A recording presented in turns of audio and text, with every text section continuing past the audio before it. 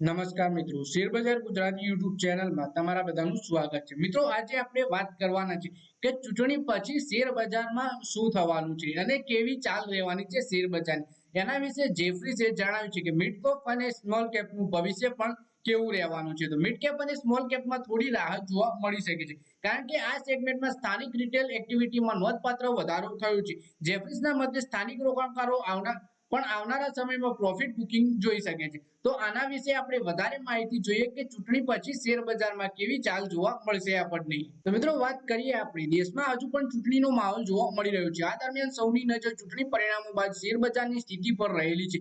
જેફરીસ ઇન્ડિયાના સ્ટ્રેટેજી મહેશ નુકંદરનું કહેવું છે, લોકસભા ચૂંટણી પરિણામો બાદ મિડ અને સ્મોલ કેપ શેરોમાં થોડી રાહત જોવા મળી શકે છે।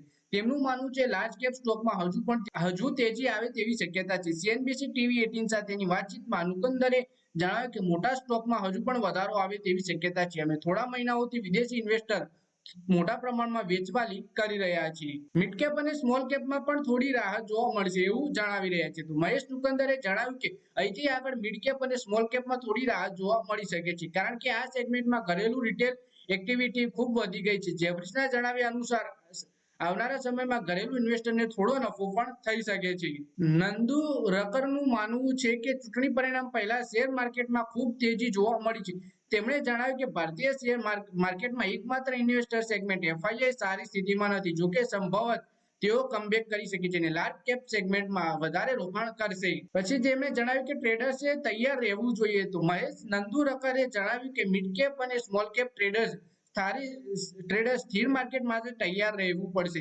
નજીકના ભવિષ્યમાં અમને તેમ પહેલાથી વધુ ઘરેલું રિટેલ રોકાણકારો તરફથી વધારે ઇન્વેસ્ટમેન્ટ જોવા મળ્યું છે। તેમણે આગળ પણ જણાવ્યું કે છેલ્લા 4-5 મહિનામાં ઇક્વિટી માર્કેટમાં ઘરેલું ખરીદી આશ્ચર્યજનક $7 બિલિયન પ્રતિ મહિનાની રહી છે। તે વાર્ષિક ધોરણે લગભગ 3 ગણું વધારે છે। પછી આવનારા સમયમાં શું થશે એના વિશે વાત કરીએ તો આગામી નાણાકીય વર્ષોનો અભિપ્રાય આપતા મહેશ નંદુરકરે જણાવ્યું કે નાણાકીય વર્ષ 2025 અને 26 માટે વ્યાપક કોર્પોરેટ અર્નિંગ ગ્રોથ 12 થી 13% આસપાસ રહેવાની આશા છે।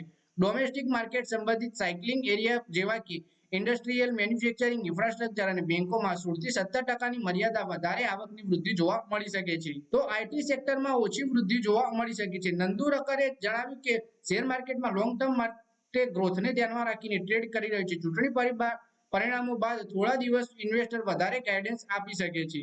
તો મિત્રો, આ વિડીયોમાં વાત કરી આપણી જેફરીસના નંદુરકર એક્સપર્ટ અનુસાર શેર બજારમાં આપણને આગળ મિડ કેપ અને સ્મોલ કેપ શેરોમાં ભારે તેજી જોવા મળી શકે છે ચૂંટણીના પરિણામો પછી। તો મિત્રો, આ વિડીયોમાં બસ આટલું જ। હવે મળીએ આવનારા વિડીયોમાં। ત્યાં સુધી વિડીયોમાં લાઈક કરો, કોમેન્ટ કરો અને વિડીયો બધા મિત્રો સાથે ફેસબુક, ઇન્સ્ટાગ્રામ, વોટ્સએપ બધી જગ્યાએ શેર કરો।